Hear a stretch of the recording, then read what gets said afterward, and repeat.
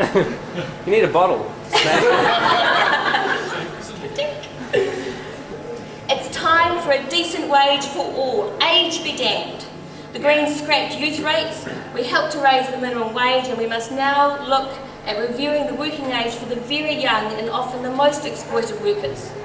It's time to give young people more opportunities than being either forced into crap jobs or debt-laden into tertiary education.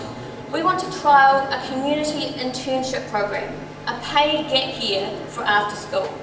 If you want to work for the environment, if you want to work for an NGO to get experience of life out in the real world, but you need an income in order to be able to do that, then you should be able to get a paid gap year support to support your commitment and the work that these critical groups, NGOs, do in our communities.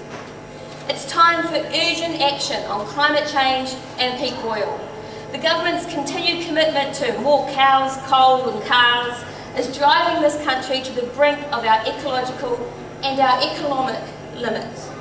The Greens will take real action on climate change, will make sure that there is accessible, cheap public transport and environmentally sound production of local, healthy, safe food. It's time to reform the cannabis laws.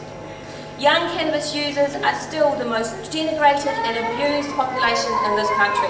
Young people no longer should have spies in their classes, find themselves excluded from their schools, or even arrested just because of prohibition laws that are both hypocritical and harmful.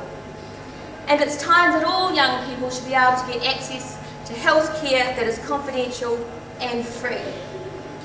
And finally, we must have a universal student allowance for all students from 16 years old who are in tertiary